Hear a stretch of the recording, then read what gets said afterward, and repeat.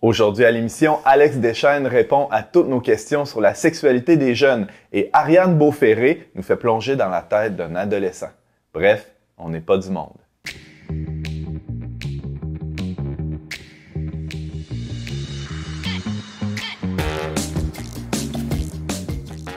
Bonjour à tous et bienvenue à votre magazine Foi et Culture. Ici Antoine Malenfant, votre animateur pour cette émission où on va jaser de la sexualité, la vie sexuelle, la vie affective des ados. Et nous avons avec nous une belle gang de chroniqueurs. Commençons par Jessie. Bonjour, toute de rouge vêtue, c'est flamboyant. Flamboyant, j'ai fait un effort aujourd'hui. Ah, et tu as fait un effort aussi pour trouver, je ne sais pas à quel point tu as fait un effort, mais tu as trouvé des lieux dans la Bible où il est question de sexe. Oui, et plus d'un. Ah oui? Ouais. J'ai très hâte d'entendre ça. Ça va peut-être déboussoler. Ça va nous démystifier. surprendre. Ouais, c'est ça. Hein? Pour ça, le rouge, c'est la passion. Ah! Ouais. Très fort, James. Attends ton tour. Oui, c'est ça. Ariane Beauferré, bonjour. Salut Antoine. Bienvenue à l'émission. Aujourd'hui, toi, tu as toujours l'habitude de nous faire embarquer dans ton bus magique. Hein? On te suit dans l'émission que j'aimais bien. Un univers scientifique et tu as préparé une chronique où on entre dans la tête des ados. Tout à fait. On va découvrir qu'est-ce qui se passe au niveau neurobiologique à l'adolescence, pré-puberté. Ça sera en milieu d'émission. Merci d'être là. Merci. Et James Langlois, bonjour. Salut Antoine. James, pour bien mettre la table pour cette émission sur l'éducation sexuelle des ados, quelques statistiques peut-être pour amorcer des préliminaires. Ah, si tu veux. Oui, c'est ça. Donc, on a souvent une image que les adolescents, ce sont des dévergondés qui ont des aventures sexuelles de plus en plus tôt avec la sexualisation de la société. Mais on voit les statistiques récentes, par exemple, de l'INSPQ au Québec en 2019, disent que 24% seulement, ça dépend, on peut voir si c'est beaucoup ou pas, là, ou trop, mais des jeunes secondaires ont eu au moins une relation sexuelle au cours de leur vie. Et parmi ces jeunes-là, il y en a 21% des jeunes, toujours du secondaire, qui ont eu leur première relation sexuelle avant l'âge de 14 ans. On peut dire, wow, tu sais, 14 ans, c'est très jeune, mais contrairement aux croyances populaires, Antoine, l'âge moyen de la première relation sexuelle au Québec est de 17 ans. Puis ça n'a pas significativement changé là, au cours des dernières années. C'est resté assez stable là, à ce niveau-là. Donc depuis les années 60-70, ça baissait, mais depuis, je pense, une décennie au moins, si c'est pas plus, c'est stable autour de 17 ans. Oui, tout à fait. Donc, c'est 17 ans, on est proche de... il ne s'agit pas de dire c'est quoi l'âge là, idéal pour avoir une première relation sexuelle, mais quand même, moi je pense que 17 ans, c'est mieux que 14. Là. Est-ce qu'il y a des hypothèses pour expliquer cette stabilisation? Non, je pense que... Toutefois, il remarque que c'est assez égal au niveau des garçons et des filles. Là, donc, c'est quand même... Mais ça montre quand même que c'est sûrement que les garçons et les filles font ça en même temps. Il y avait des études plus largement en Occident là, qui parlaient du fait que il y a une baisse des relations sexuelles en général chez les adultes, là, entre autres dû à l'accès à la pornographie sur Internet. Les gens ont moins tendance à aller chercher une relation en chair et en os. D'ailleurs, ça joue peut-être là-dedans. Parlons-en de la pornographie parce que c'est quand même de plus en plus présent. On dit qu'une autre étude de 2022 disait que justement la technosexualité était de plus en plus présente chez les jeunes. Il y a 98% rapportent au moins une activité sexuelle auto-érotique. Là, ça va de la masturbation à se regarder dans le miroir ou se caresser le corps soi-même. Et donc, on dit que dans ce 98%, il y a 68,4% qui regardent volontairement du matériel pornographique et 56,6% se masturbent en regardant du matériel pornographique. On parle des adolescents encore. Toujours des adolescents. Alors, c'est quand même des proportions importantes. Ça, c'est clairement en évolution. D'autres données qui t'ont marqué, James, dans tes recherches? On parle d'activité auto-érotique, mais il y a aussi on a parlé de relations sexuelles de 17, entre 14 et 17 ans. Il y a aussi les rapports, ce qu'on appelle allo-érotiques, donc des rapports qui sont allo-érotiques, c'est ça, qui sont avec d'autres. Donc, 75% rapportent des contacts sexuels avec au moins un ou une partenaire. Et dans ce 75%, il y a 32,6% qui ont un rapport dit vaginal ou c'est similaire aussi aux contacts orogénitaux, là, donc tout ce qui concerne fellation, etc. Alors, il y a Encore ici, les garçons, par contre, sont plus nombreux que les filles à rapporter des Plus pratiques auto-érotiques. Ah, OK. Ouais, ouais.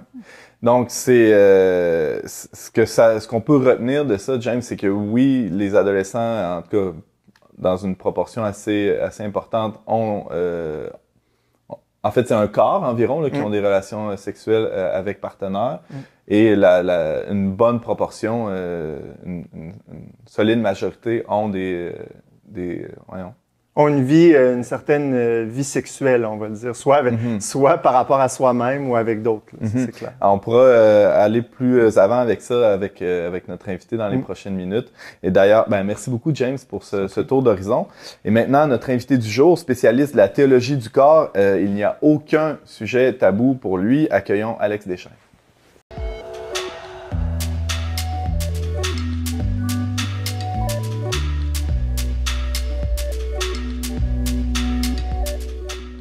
Alex Deschaines, bonjour et bienvenue On n'est pas du monde. Salut Antoine, je suis content d'atterrir dans votre studio pour la première fois. Ah ouais, on est très heureux de t'accueillir.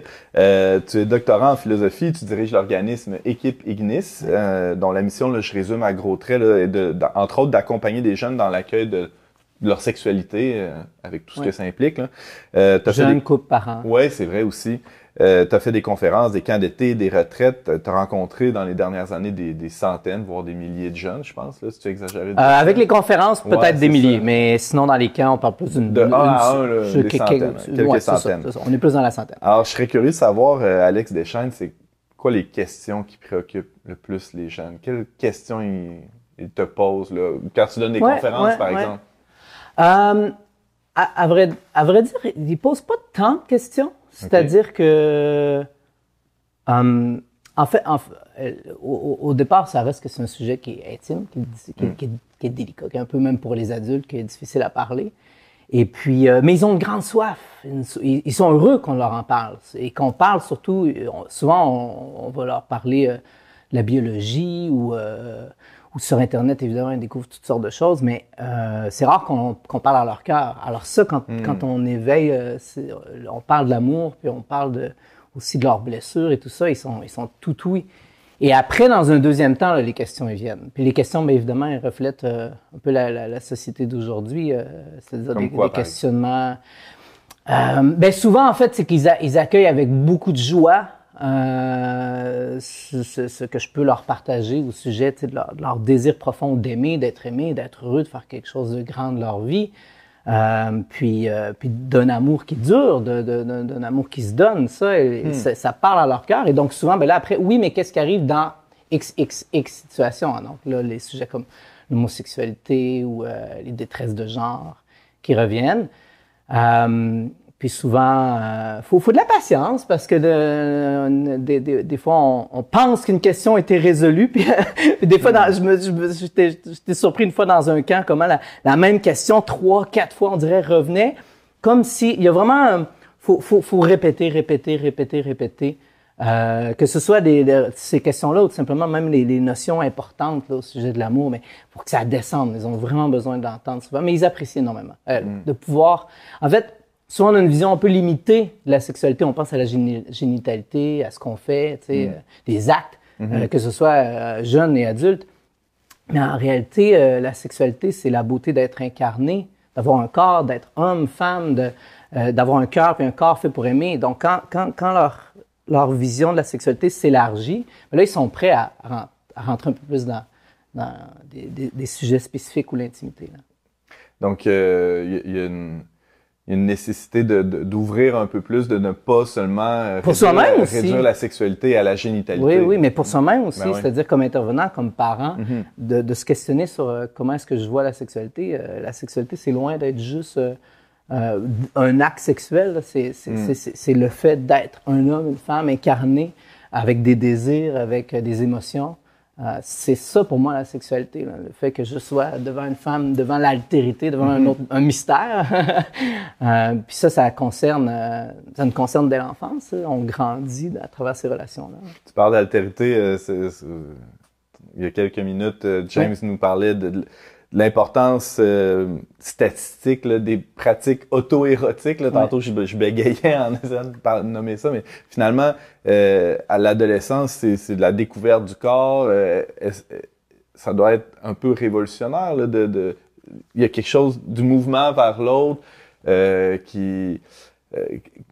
comment t'entends ça, les stats que James vient nous donner? Et évidemment que les jeunes sont très exposés aujourd'hui, plus que jamais. Ça, c'est l'énorme différence par rapport à notre génération. Déjà, on commençait à l'être avec l'Internet.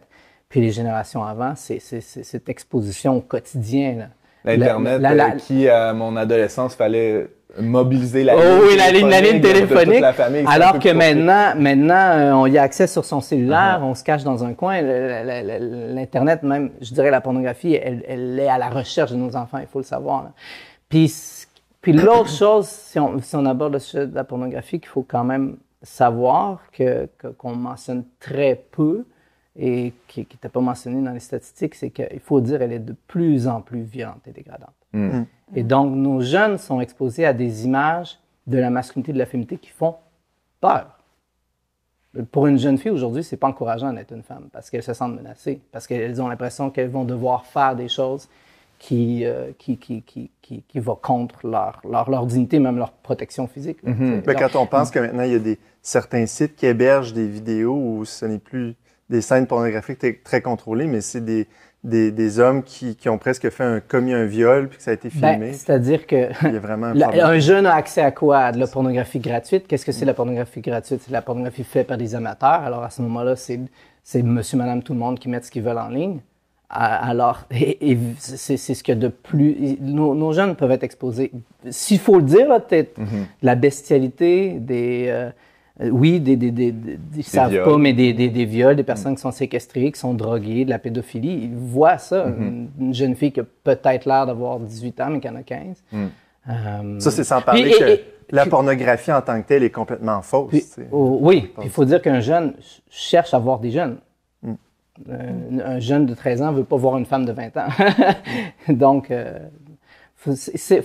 la pornographie, moi, c'est un sujet qui me tracasse beaucoup. Après, moi, c'est quelque chose aussi que j'aborde avec les jeunes sans les culpabiliser parce que ça a aussi traversé mon adolescence. J'ai aussi été touché par ça. Je veux dire, j'ai été addict moi-même là, quand j'étais ado. Et le fait d'en parler d'abord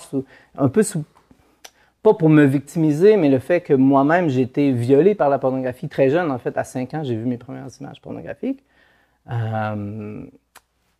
Donc, le fait de dire ça à un jeune, que d'abord, la pornographie, t'en es victime, ça enlève les défenses. Puis là, ils sont prêts à accueillir. En fait, ils savent très bien que ça... En fait, c'est que ça fausse notre regard, parce que ça nous apprend, évidemment, à utiliser, à chosifier, à consommer. Ça ne nous aide pas à entrer. Tout à l'heure, tu mentionnais les statistiques aussi par rapport aux relations avec les autres. Faut dire que les gens ont beaucoup de difficultés à rentrer dans une relation... pas juste de corps à corps, mais de regards qui se croisent. Un homme et une femme, c'est difficile. Ils savent pas du tout comment aborder l'autre parce que ils sont pris dans cet univers virtuel. Si je soupçonne que mon enfant là, qui est en 12 et 17 ans, je pense qu'il en consomme. Je suis pas trop sûr. Ça serait bien. Je pense qu'il fait ses devoirs dans sa chambre, mais il me semble que son français n'est pas si bon. Ses résultats en maths sont pas fameux. Je pense qu'il faut être prêt à avoir ce genre de discussion-là avec notre enfant. Si possible, aller chercher les faits, c'est-à-dire des traces là, sur Internet ou sur le téléphone, comme quoi, oui, il y a des sites qui ont été visités. Puis, bon.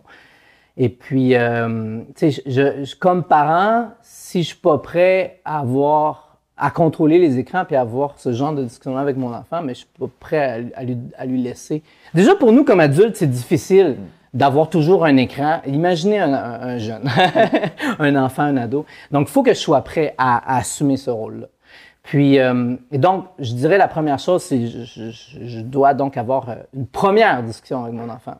Parce que j'espère que ce ne sera pas juste, voilà, on va avoir la grande discussion, mais qu'on entame un dialogue. Faut rester calme, je pense. Puis, d'abord, rappeler à notre enfant à quel point on l'aime, puis que peu importe ce qu'il fait sur l'ordinateur, sur Internet, peu importe ce qui arrive, on va toujours l'aimer. Puis ensuite, exposer honnêtement ce que vous avez trouvé ou vos doutes, si ça reste un doute, là. Je vois qu'il y a eu, bon, telle visite, etc. Et puis, et quel genre... En fait, il faut d'abord peut-être se faire une bonne tête nous-mêmes, mais ensuite exposer, mais qu'est-ce que ça peut faire sur eux, sur leur sexualité, le fait que justement, ça nous apprend à... En fait, ça tue en quelque part notre capacité d'aimer parce que ça transforme nos désirs qui sont faits pour nous porter vers quelqu'un. De se donner alors alors là, on prend, voilà, comme ça. Et donc, l'effet que ça a sur nous, sur nos relations et sur les personnes qui sont dans l'industrie. Et vraiment vous présenter comme... L'idée, c'est vraiment de créer cette relation de confiance-là et de rappeler encore, en terminant la discussion, que je suis là pour t'aider puis je vais toujours t'aimer, quoi qu'il arrive sur Internet. Après, je dirais dans la même discussion, donc rester calme puis avoir cette discussion très honnête, franche et peut-être lui donner la chance de l'inviter. Comment lui peut vous aider? C'est-à-dire, quelle serait une solution que lui pourrait trouver pour l'aider à se tenir, à tenir la pornographie éloignée? Puis l'idée, je pense, c'est vraiment que vous ressortiez de cette discussion-là avec, de part et d'autre, une plus grande confiance. Ouais. Et évidemment, on va s'aider là-dedans. Puis ensuite, il faut concrètement bloquer les accès.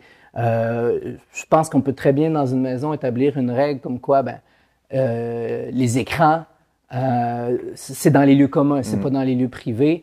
Donc, la toilette, la salle de bain, aucun téléphone. Donc, peut-être que comme adulte, peut-être que c'est vrai que si j'ai des enfants, il faudrait que je pense moi-même à me donner cette règle-là. Donc, et peut-être avoir un panier dans la maison où vous mettez vos tablettes, téléphones, puis que quand quelqu'un le sort, il est à la table à manger. Et donc, c'est en commun. Bloquer concrètement les accès sur Internet. Le Wi-Fi, le réseau sans fil. À partir de telle heure, ça se fait. Ça. La meilleure application que je connais s'appelle Covenant Eyes. Qu'est-ce que c'est? Donc, c'est vraiment un filtre qui va... Tout ce qui se connecte au réseau, non seulement ça va bloquer les sites pornographiques, mais ça va aussi vous donner un rapport s'il y a une recherche qui est faite, donc vous allez le savoir. Puis aussi, vous pouvez, en ajoutant, supposons, un téléphone ou une tablette, même si la tablette est déconnectée ou va plus tard sur un autre réseau, ensuite, quand on va se reconnecter au Wi-Fi, vous allez quand même le savoir. Ah ouais. Et le dire à votre enfant que c'est pas... L'idée, c'est pas je contrôle puis je te surveille, c'est... Tu sais... Il existe ce moyen-là pour t'aider. Oui, c'est pour t'aider, voilà. Et l'idée que... Je veux te protéger, tu vois, parce que ces images-là peuvent rester longtemps dans ta mémoire, puis à quelque part, c'est un viol de ton innocence. Parce que, comme disait James tout à l'heure, ce n'est pas la réalité des choses. C'est pas là des relations authentiques d'amour. Puis ça fausse complètement. Je pense qu'il faut se rendre compte, comme société, l'univers dans lequel baignent en ce moment nos enfants et à quel point c'est dommageable sur notre propre sexualité puis sur la leur. Ouais. Moi, j'ai connu plusieurs adolescents qui m'ont dit de déjà avoir leur appareil avec eux toute la nuit, leur cellulaire ou leur ordinateur.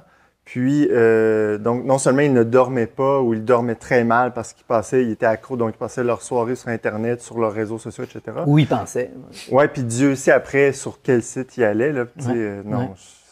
Et donc, faut pas même au-delà de la pornographie, il y a déjà d'autres enjeux. Là, oui, déjà l'addiction à l'écran, donc éviter les lieux privés. Tu parlais de la grande discussion. Là. Moi, non, mais il y a quelque chose de mythique presque autour. Je sais pas comment vous voyez ça. Comme ado, l'avez-vous eu cette grande discussion-là sur les rapports hommes-femmes? Ce qui est drôle, c'est que moi, je l'ai eu entre guillemets, puis c'est moi qui l'ai initié. avec mon père, à l'époque, j'avais en même temps des idées... un peu, je voulais lui annoncer que j'avais ma première blonde, puis des relations sexuelles et tout. Et c'est-tu nécessaire? C'est un passage obligé? Alors, j'espère que, en fait, je peux comprendre la peur d'avoir des discussions avec notre enfant et comment est-ce qu'on aborde le sujet, mais je pense qu'il ne faut pas en arriver à ce point-là. C'est-à-dire que comme je disais tout à l'heure, la sexualité, c'est tellement plus vaste d'abord que juste les actes sexuels, la génitalité. C'est le fait d'avoir un corps d'abord pour, je veux dire, jouir de la vie, manger, courir, communiquer, exactement. Donc, Et que ce soit par l'angle du corps, de la beauté de la vie dans le sein de la mère, d'un nouvel enfant qui naît, la beauté de l'amour, tout ça, dès l'enfance, je dois en fait créer ce dialogue-là avec mon enfant. Et le préparer, aujourd'hui dans la culture dans laquelle on est, le préparer avant son entrée à l'école, le préparer avant qu'il soit exposé à des images pornographiques. Moi, j'ai déjà parlé de pornographie à mon garçon, dès l'âge de 4-5 ans. C'est-à-dire, je peux parler, mais j'ai dit, il existe des bonnes et des mauvaises images. Puis qu'est-ce que c'est des bonnes images? Puis où est-ce qu'on en trouve? Puis des mauvaises images, c'est des images qui montrent des parties du corps qui devraient être cachées par un maillot de bain. Et puis, qu'est-ce que je fais si jamais je vois une image comme ça? T'sais? Puis, et d'avoir le réflexe pour que mon enfant, si jamais il voit quelque chose, même si c'est peut-être une belle sculpture artistique, puis en soi, c'est pas pornographique, mais si mon enfant voit quelque chose et qu'il y a un trouble, au lieu de se cacher, il va venir vers moi. Et donc, je pense qu'il faut pas avoir peur. Souvent, comme parents, on pense qu'on n'est pas expert ou on se sent démuni. Ouais, mais on n'a pas peur aussi d'être un peu obscurantiste ou d'être censeur. C'est-à-dire, ben là, si je surprotège mon enfant, il voit jamais un pénis ou une paire de seins. S'il voit ça rendu adulte, vous voyez un peu là où je veux aller? C'est-à-dire que... Ou aussi par rapport à d'autres parents. Moi, chez moi, j'ai une image de la Vierge Marie qui allait l'enfant Jésus. Alors, donc, je pense qu'il y a un moyen que notre enfant puisse, d'abord simplement à la maison, là, parents, enfants, sans qu'on cherche volontairement à s'exposer, reste qu'il va voir sa sœur, son frère, il va voir maman, papa des fois, puis pas avoir honte du corps en soi. Puis en effet, je pense qu'il y a un danger des fois à vouloir trop bien faire, à surprotéger nos enfants, même par rapport, je vais donner un autre exemple. Aujourd'hui, avec les questions, par exemple, de tout ce qui touche le gender et les détresses de genre, un livre comme, c'est un livre en anglais, en fait, il existe un livre pour les enfants qui s'appelle, c'est I Am Jazz, puis Being Jazz pour les adolescents. Donc, c'est une ado, c'est ça, Jazz Jennings qui a écrit ça pour les enfants. Et donc, évidemment, moi, mon premier réflexe pourrait être de se dire, si je vois ce livre-là à la bibliothèque, mon Dieu, je veux pas que mon enfant le voie. Or, dans un deuxième temps, au contraire, pourquoi pas m'arrêter, prendre le temps de lire le livre avec mon enfant, puis le livre d'abord qui raconte que Jazz a toujours su qu'il était une fille parce qu'il aimait les chandails roses, puis tout ça. Moi, j'ai une chemise rose aujourd'hui. Ben ouais, alors, et donc, qu'est-ce que t'en penses, toi? Est-ce que parce que j'aime le rose, ou ça veut dire que il faut, je pense, déconstruire la déconstruction. Mais c'est-à-dire, il faut accepter faut pas en effet mettre nos enfants sous des cloches de verre, vouloir les immuniser absolument de la culture. Et quand la culture, parce que d'une manière ou d'une autre, ils vont être absorbés, ils vont être touchés. C'est un peu mon point tout à l'heure avec la pornographie. Si je prépare pas déjà mon enfant au moment où un jour il va tomber sur une revue ou une image parce qu'un enfant à l'école il va lui avoir montré un cellulaire, si je l'ai pas préparé à ça, je le saurai pas quand ça va arriver. Mais dans ce que tu disais avant, il y a toute une éducation, c'est à la puberté au fond, qui doit être présente dès le jeune âge, puis qui déjà enseigne à avoir une relation qui est saine au corps, puis au corps des autres. Là. Oui, certainement l'accueil, la transformation du corps.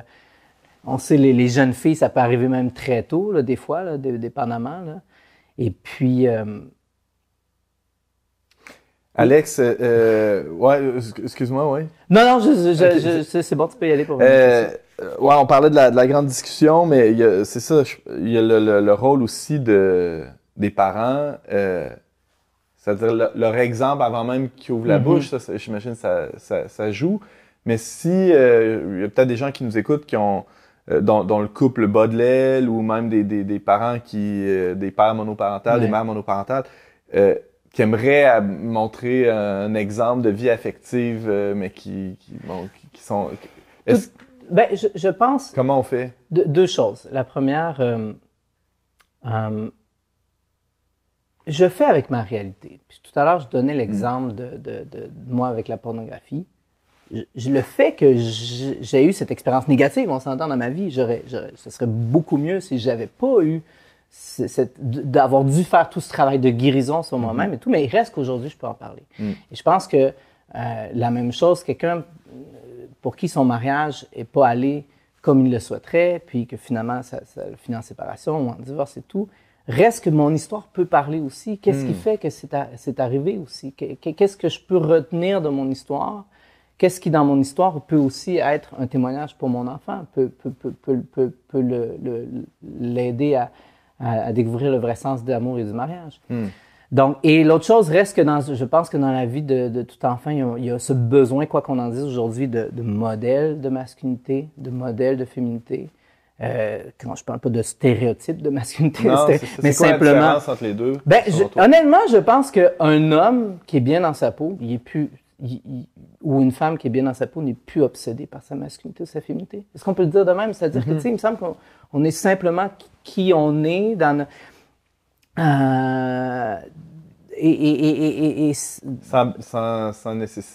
sans que j'ai besoin de prouver ou de l'expliciter, de performer mon sexe, mon genre, mon identité, voilà.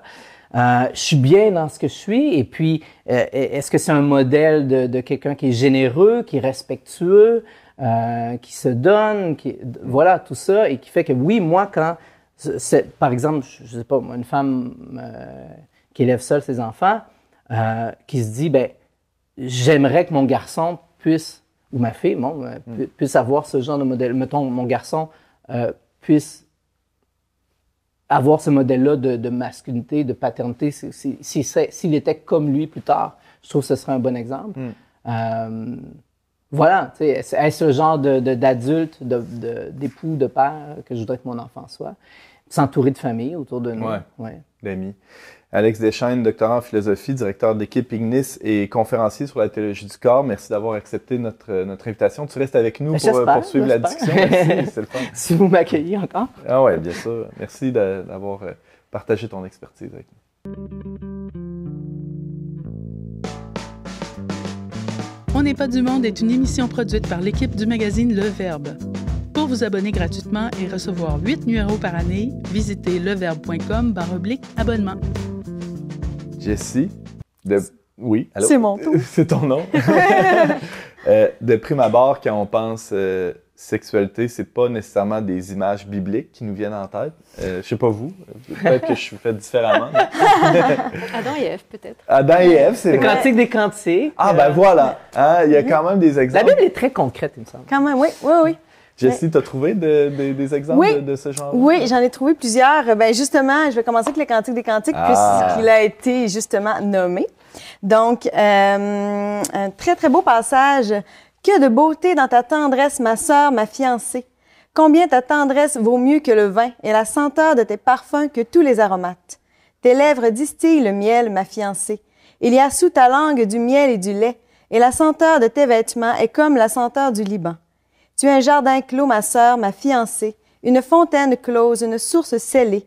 Éveille-toi, vent du nord, viens, vent du sud, souffle sur mon jardin, et que ses aromates s'en exhalent. Que mon bien-aimé entre dans son jardin, qu'il mange de ses fruits exquis. » Oh, OK, c'est une invitation claire. Il y a encore plus explicite dans le Cantique des Cantiques. Mon bien-aimé entre la main et... Alors, si vous êtes curieux, vous On pourrez... peut lire le Cantique des Cantiques au complet, il est vraiment court, donc faites-vous plaisir. Oui, c'est le cas de le dire. Non, mais qu'est-ce que ça nous révèle? Alex, tu l'as lu, sûrement, le Cantique des Cantiques? Excusez, il y a un passage qui dit mon bien-aimé entre la main par la serrure. Je trouve... c'est quand même, ça peut être... Ça peut être très subjectif ou le sexe féminin, il me semble qu'à un moment donné, comparer une coupe de vin ou quelque chose, mais je trouve ça magnifique comment, de manière très pudique, là, c'est un peu cru dit de même, sorti du contexte, mais comment, en fait, le corps est vraiment abordé dans le Cantique des Cantiques. Il est magnifié. La passion, oui, c'est ça. Exalté. C'est très poétique. Oui, mais c'est pas tout. Non, même dans les proverbes. On s'attendrait pas tant, les proverbes, mais oui, j'ai déniché une petite perle dans les proverbes. « Que ta source soit bénie, et fais ta joie de la femme de ta jeunesse, biche des amours, gazelle pleine de grâce. Sois en tout temps enivré de ses charmes, sans cesse épris de son amour. » C'est mignon. Quand même. Je sais pas si ça passait aujourd'hui, comparer ma femme à une biche. Là, tu l'appelleras ma gazelle en rentrant à la maison. Oui, c'est beau, une gazelle. Non, mais c'est mignon quand même. Il y a aussi j'imagine dans les épîtres de Paul, hein, le rapport au corps est assez présent. Il parle même des époux. Qu'est-ce qu'il dit? Oui. Il dit, en très résumé, que le corps de l'époux appartient à l'autre. Quand même. Donc, la femme n'a pas autorité sur son propre corps, mais c'est le mari. Et pareillement, le mari n'a pas autorité sur son propre corps, mais c'est la femme. Et si on se remet en contexte d'époque, c'est assez révolutionnaire. Parce que le corps de la femme appartienne à son mari... Ça va de soi. À l'époque, oui. Mais que le corps du mari appartienne à sa femme. Ça, c'est quand même révolutionnaire. C'est pas rien. À l'Antiquité, là, c'est en effet. Alors, on peut pas taxer Paul de misogynie tant que ça. Hein, ça vient vraiment balancer. Effectivement. Rapidement, Jessie, Paul encourage une pratique régulière. Oui, c'est ça, j'ai trouvé ça. J'en ai parlé à mon mari hier. Je me suis comme, intéressant. Ah, intéressant, oui, c'est ça. Oui, il disait, ne vous privez point l'un de l'autre, si ce n'est d'un commun accord pour un temps, afin de vaquer à la prière. Puis retourner ensemble. Donc, quand même, les couples mariés, le sexe, s'y a donné souvent. Ah, c'est bon, c'est bon, c'est bon. Alors, j'imagine qu'il y a des gens qui prennent des notes à la maison. Mais c'est pas... évidemment, on pourrait penser que dans la Bible, la sexualité est nécessairement ou uniquement associée à la procréation, mais pas que. Non, c'est pas juste une question d'enfant. Si on revient à la Genèse, on en a parlé tantôt. C'est pourquoi l'homme quittera son père et sa mère et s'attachera à sa femme et ils deviendront une seule chair. Donc, la première chose qui a été dit, c'est pas l'homme quittera son père et sa mère et fera des enfants, mais ils deviendront une seule chair d'abord et avant tout. Ah, c'est intéressant. Juste dans la citation précédente aussi, ne vous privez point l'un de l'autre. Il ne dit pas comme... unissez-vous souvent pour faire des enfants. Mais seulement une semaine dans le mois. C'est comme inclus, mais c'est plus que ça quand même. Oui. Vraiment. Et pour conclure, Jessie? Oui, mais pour conclure, je trouvais ça vraiment intéressant. Toujours dans Saint Paul, il y en a beaucoup à nous dire. Il disait « Je voudrais que tous les hommes fussent comme moi, mais chacun tient de Dieu un don particulier, l'un d'une manière, l'autre d'une autre. » Donc, je trouvais ça vraiment intéressant parce qu'aujourd'hui, c'est vraiment le sujet de la discussion. On se définit aussi beaucoup par la sexualité. On pourrait dire, tu sais, dis-moi avec qui tu couches, je te dirai qui tu es, pratiquement. Et l'identité sexuelle, l'orientation sexuelle devient comme l'identité. Exactement. Il faut la connaître. Ouais, c'est ça. Il faut se connaître absolument. Au-dessus de toutes les autres. Mais en réalité, ce que Saint Paul nous dit, c'est que ce qui prime, c'est d'abord qu'on est créé à l'image de Dieu. Et ça, c'est notre dignité ultime. Fait que peu importe l'orientation sexuelle ou peu importe ce qu'on peut faire après ça de notre vie, notre dignité, elle est intouchable parce qu'on est fait à l'image et à la ressemblance de Dieu. Donc ça, je trouve que c'est vraiment important de se le faire rappeler. Puis que, justement, oui, le sexe est naturel, mais il n'est pas nécessaire. On peut avoir une vie qui est riche, qui est pleine, qui est significative, sans passer même par le sexe. Donc, Saint Paul nous dit que le mariage est bon, le sexe est bon, le célibat est bon, la vie consacrée est bonne. Ce sont toutes des cadeaux de Dieu. Merci beaucoup, Jessie. Plaisir.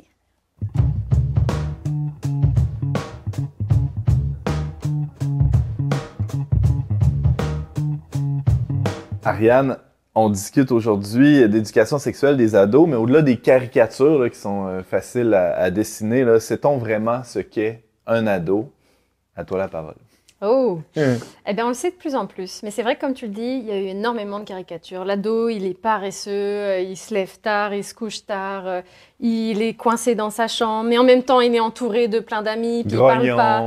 Grognon. Ou alors, il explose de colère. Puis, on a parlé aussi beaucoup de c'est les hormones, c'est les hormones. Mais oui, c'est vrai, il y a beaucoup de changements physiologiques. C'est les premières menstruations à la puberté, autour de 12 ans pour les filles. Pour les garçons aussi, il y a énormément de changements au niveau de la musculature, au niveau du désir sexuel, de la libido, les taux de testostérone. Il se passe beaucoup de choses. Mais il se passe aussi beaucoup de choses dans le cerveau qui expliquent vraiment ce passage à l'âge adulte. L'adolescence, en fait, ça vient du latin « adolescere », ça veut dire « grandir ». L'adolescent, c'est celui qui est en train de grandir.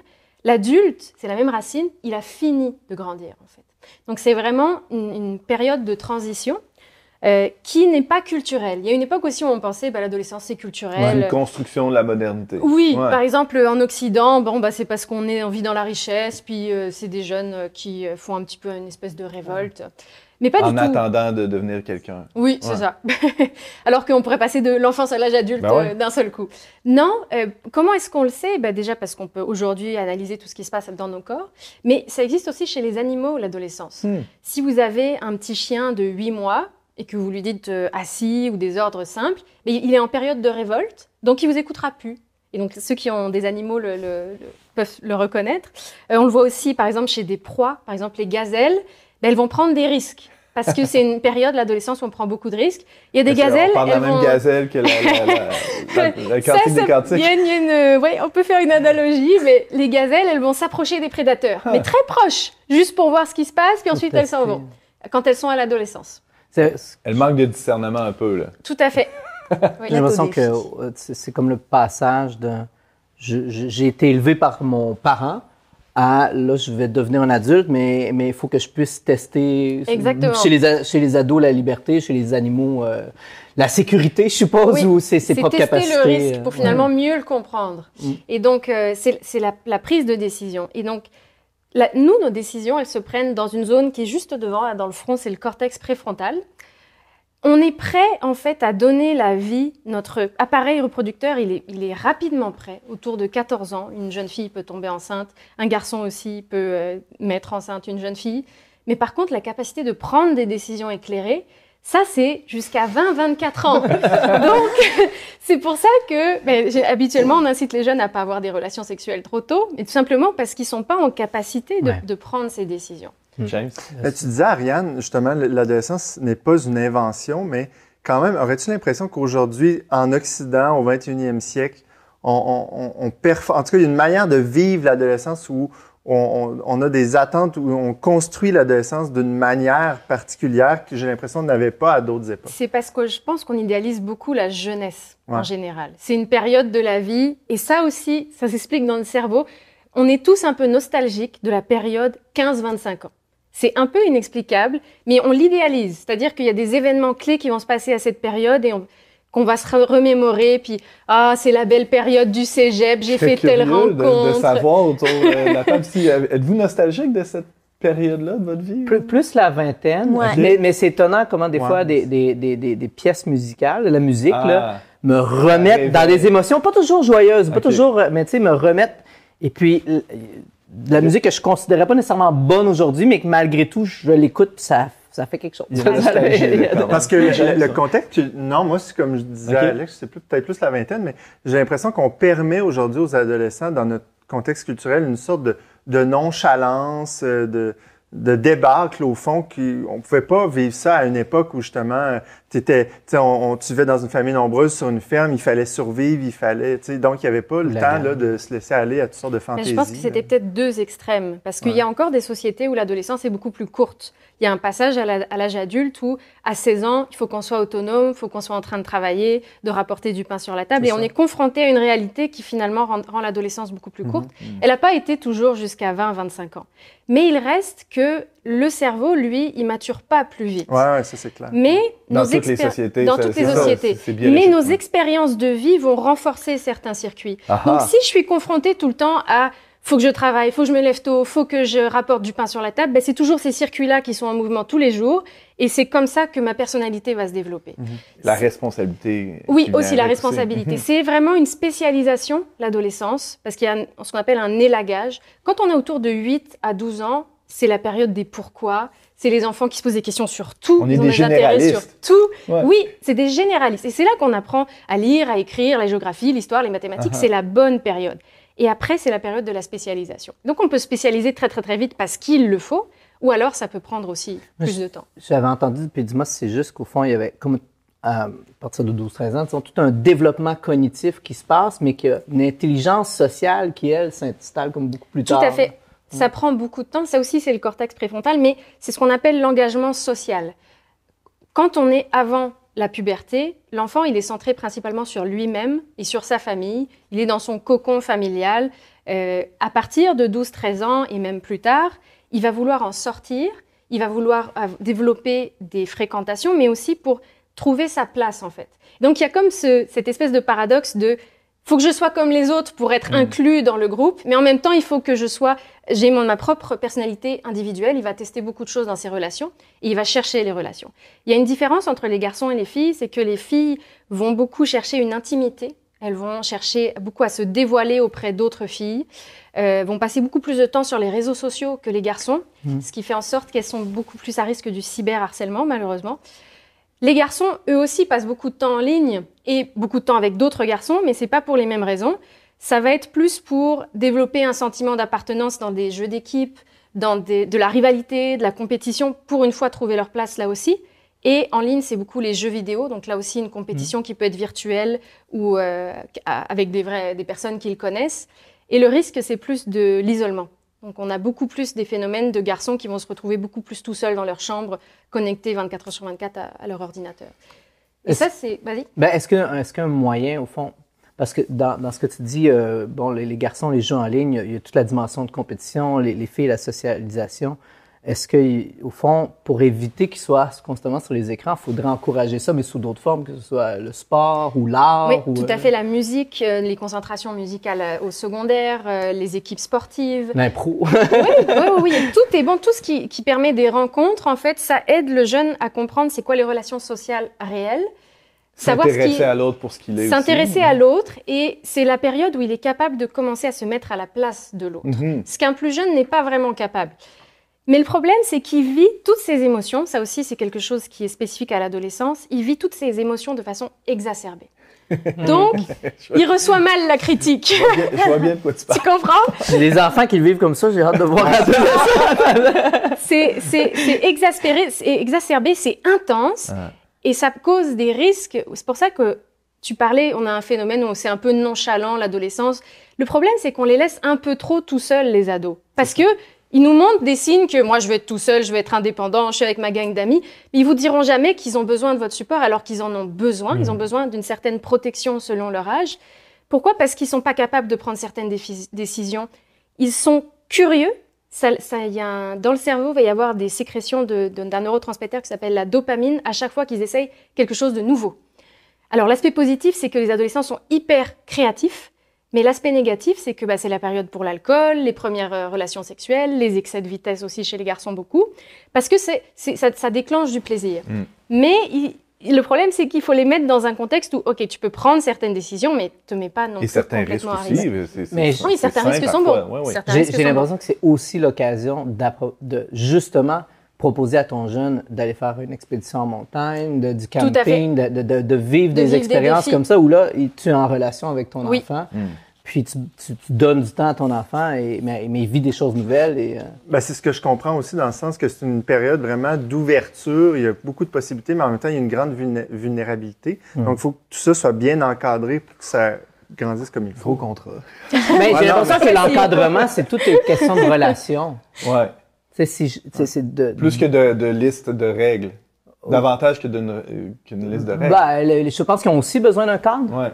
C'est certainement pas de la surveillance, en tout cas. On n'est pas des surveillants des adolescents, on est là pour juste les accompagner et puis être présent auprès d'eux, là, certainement. Et à organiser les horaires aussi en fonction de leurs besoins. Je parlais tout à l'heure que les adolescents dorment beaucoup. Mais ça aussi, c'est parce que, là, c'est hormonal. L'hormone du sommeil principale, c'est la mélatonine. La mélatonine, à partir du premier rayon du soleil, elle disparaît dans notre corps. On passe une bonne journée, on est réveillé. Et elle s'accumule progressivement jusqu'au soir, autour de 8-9 heures. Tout le monde est un peu fatigué et va se coucher. Chez les adolescents, la mélatonine, elle augmente beaucoup plus lentement et tardivement. Donc, ils se couchent beaucoup plus tard, mais c'est parce qu'ils n'ont pas la sensation du sommeil. 23 heures, minuit. Et le matin, elle va rester à un niveau assez élevé, même s'il fait grand jour, jusqu'à 9 heures du matin. Donc, c'est pour ça qu'ils font des grasses matinées. Donc, par exemple, si on adapte les horaires scolaires, on les rend beaucoup plus efficaces et moins grognons. C'est le cas, d'ailleurs. En tout cas, je sais qu'autour de chez nous, les écoles secondaires commencent à 8h30 environ, 9h30 même dans certains cas. 9h30, oui. Donc, alors que le primaire commence à 8h, 8h15.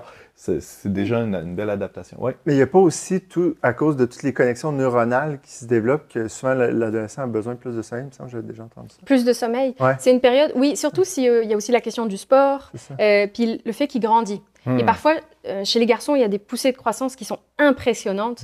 Et donc, c'est pas rare qu'un adolescent ait besoin de 10-11 heures de sommeil là, dans une nuit, là, parce que ses jambes sont en train de pousser, tout simplement. Là. Fatigué de grandir. Oui, fatigué de grandir. Je ne sais pas si j'ose aborder un sujet chaud aujourd'hui, mais tout ça me montre à quel point la puberté, l'adolescence est cruciale dans leur développement. Oui. Donc, est-ce qu'aujourd'hui, on ne joue pas un peu une expérimentation dangereuse avec les bloqueurs de puberté? Avec les bloqueurs de puberté chez certains jeunes, en se disant, on va ralentir le processus pour mieux réfléchir, mais au fond, on entre dans un engrenage, puis on entre dans un engrenage qu'on ne comprend pas bien non plus. Ouais. Et c'est malheureux, mais souvent, les bloqueurs de puberté, ils sont montrés comme... on parle des personnes, de jeunes qui vivent des grandes souffrances, qui ont un énorme mal-être dans leur corps, qui pensent qu'ils sont des filles alors qu'ils ont un corps de garçon, par exemple, et inversement. Et donc, on leur dit, on va bloquer ta puberté pour quelques années, c'est jamais permanent, pour te laisser le temps de réfléchir. Puis tu verras, c'est réversible. Mais ça devient permanent, ça devient... Le problème, c'est que c'est pas tout à fait réversible. Ce qu'on voit, c'est que quand on stoppe la puberté alors qu'elle aurait dû commencer à 12-13 ans, la masse osseuse, elle arrive plus à... C'est une période dans la vie où la masse osseuse se densifie le plus. Donc ça aussi, ça demande beaucoup d'énergie. Elle se produit pas, même si on bloque la puberté puis qu'elle repart plus tard, on récupère pas cette densité osseuse. Puis moi, ce que j'avais vu, le bouton pause, il n'existe pas, en fait. Et en fait, ce que je lisais, c'est que un grand pourcentage de ceux qui commencent à prendre des bloqueurs de puberté vont tôt ou tard arriver aux hormones, aux cross-sex hormones. Oui. Et donc là, on arrive à quelque chose qui peut être irréversible. Tout à fait. Puis on perd notre fécondité. Il y a une baisse de fécondité rien qu'avec les bloqueurs. Puis si on prend ensuite des hormones de l'autre sexe, là, c'est une stérilité, là, carrément. C'est très rare les personnes qui sont capables de donner la vie en ayant changé de sexe par la suite, là. Et en plus de ça, on impose aux jeunes, finalement, de stopper son développement alors que les personnes de son âge le continuent. Donc, il continue d'aller à l'école, le jeune, puis de vivre avec les autres, puis de vivre la même chose, mais son corps se développe plus. Décalé. Puis est-ce que le cerveau décalé, aussi... et le cerveau est décalé aussi. Il y a même, c'est sûr qu'il faudrait plus d'études, mais il y a même au niveau du développement intellectuel, ça a un impact. Parce que quand on stoppe tout, on stoppe cette tempête aussi. On appelle ça un brainstorm, cette tempête dans le cerveau aussi. J'ai juste l'impression qu'aujourd'hui, on devrait avoir une énorme prudence dès qu'on touche l'enfant, l'adolescent, puis d'être patient, d'attendre qu'est-ce qui peut changer d'ici l'âge adulte. C'est documenté d'ailleurs, Ariane, tu avais fait un article là-dessus dans le Verbe qui disait que la puberté est en elle-même presque un remède à ces troubles de genre-là. Parce que c'est l'affirmation sexuelle qui se vit au travers de la puberté. C'est difficile, la puberté, parce que le corps change. Particulièrement chez les filles, il y a aussi une sorte... Il y a beaucoup de préoccupations liées à l'image corporelle par rapport aux autres. Parce que le corps change énormément. Puis il n'est pas comme telle autre fille. Puis il n'est pas comme les vidéos et les photos que je vois partout de femmes parfaites inatteignables. Il n'est pas le même que dans la pornographie non plus. Et donc... ça crée vraiment une anxiété qui est exacerbée par le fait même de la puberté parce que on ressent nos émotions tout intensément. Donc c'est difficile la puberté, mais autour de 20-24 ans, donc ça prend quand même du temps, il y a ce qu'on appelle un sentiment d'affirmation sexuelle. Donc on est stable émotionnellement beaucoup plus, mais on est stable aussi dans son identité sexuelle. On va l'affirmer aux autres de la façon qui nous plaît, mais sans être anxieux, en fait, de ça. Et on parlait tout à l'heure de qu'est-ce qu'un homme ou une femme, qu'est-ce que la masculinité ou féminité, que c'est pas... J'ai pas besoin, finalement, de le montrer aux autres. Ça arrive seulement à partir de 20 ans. Et j'ai l'impression qu'aujourd'hui, on crée l'anxiété parce qu'il faut que le jeune s'identifie, il faut que le jeune performe quasiment une identité, qu'il la montre, qu'il la... Faut qu'il sache tout de suite. On l'anticipe trop. Faut qu'il ait des désirs sexuels, faut qu'il sache c'est quoi son orientation. On parle même maintenant d'orientation sexuelle et d'orientation romantique. Faut savoir la différence entre les deux, mais c'est trop compliqué. Beaucoup de travail. James, tu parles de la début vingtaine, tu as parlé de 24 ans, puis je pense que de fait, cette période de développement d'adolescence se termine autour de la début vingtaine, c'est-à-dire 23-24 ans. Donc, quand on y pense, c'est beaucoup plus que 18 ans. Et pour moi, ça a été révélateur de comprendre ça, parce que souvent, je repense à certains moments de ma vie où j'avais ces âges-là, puis comment j'évoluais, puis là, je relis certaines réactions que j'avais. Je disais, OK, mais tu sais, mon cerveau est encore en construction, même en début vingtaine. Puis d'où l'importance, à fortiori, d'être très prudent avec les jeunes, tu sais, avec tout ce qui est technologie, sexualité, etc. Tu sais, donc oui, il y a des risques, mais en même temps... en même temps, ça prend du temps. C'est ça. L'adolescence, un dernier point, Ariane, c'est le moment des histoires d'amour. Oui. Ça prend beaucoup de place dans la tête des ados. Tu parlais d'orientation romantique. En fait, les ados sont des romantiques, très souvent. Il y a un désir d'aimer et d'être aimé qui est fort et qui sort du noyau familial. On veut avoir la reconnaissance de l'autre, autant dans l'amitié, mais aussi on s'ouvre les garçons s'ouvrent aux filles et les filles s'ouvrent aux garçons, ce qui était plus ou moins le cas quand ils sont enfants. Quand ils sont enfants, c'est le même climat hormonal, il se passe à peu près les mêmes choses dans le cerveau, mais ils n'ont pas tout à fait les mêmes intérêts forcément. Mais à l'adolescence, c'est différent parce qu'on voit l'autre d'une façon très différente. Le garçon, par exemple, et les hommes en général, ça a été étudié à plusieurs reprises, il y a des zones de nos cerveaux, c'est les zones de l'émerveillement. Et donc l'émerveillement, par exemple, si on écoute une symphonie de Beethoven, cette zone-là, elle s'active chez tout le monde sur la planète, c'est universel. Ou certaines œuvres d'art, certaines sculptures, certains paysages. Et les hommes, il y a la beauté physique féminine, c'est particulièrement fort. En fait, ils sont attirés par ça. Les femmes, beaucoup moins. En fait, la beauté physique d'un homme va être importante, mais aussi, ça va entrer en compte le statut social, qu'est-ce qu'ils font dans la vie, quels sont leurs intérêts, leurs passions, leurs relations aux autres. Ce qui fait en sorte que des jeunes filles peuvent tomber amoureuses d'hommes qui sont beaucoup plus âgés, par exemple. Ou plus laids que... Ou pas forcément très beaux. C'est ce qui m'est arrivé. Mais non, très beau. Ah, t'es gentil, mais ma femme chez est les encore plus garçons, belle. par contre, c'est waouh. Il y a même dans la Bible, c'est un peu ce waouh qu'il y a là avec Adam et Ève. C'est la chair de ma chair, quoi. Et il y a quelque chose de fort là-dedans. Ouais. Et donc, c'est tellement vécu intensément qu'il y a aussi un désir sexuel qui est beaucoup plus fort. Les garçons vont avoir des relations sexuelles peut-être en même temps, à peu près au même âge que les filles, mais la pornographie, la masturbation, elle arrive beaucoup plus vite.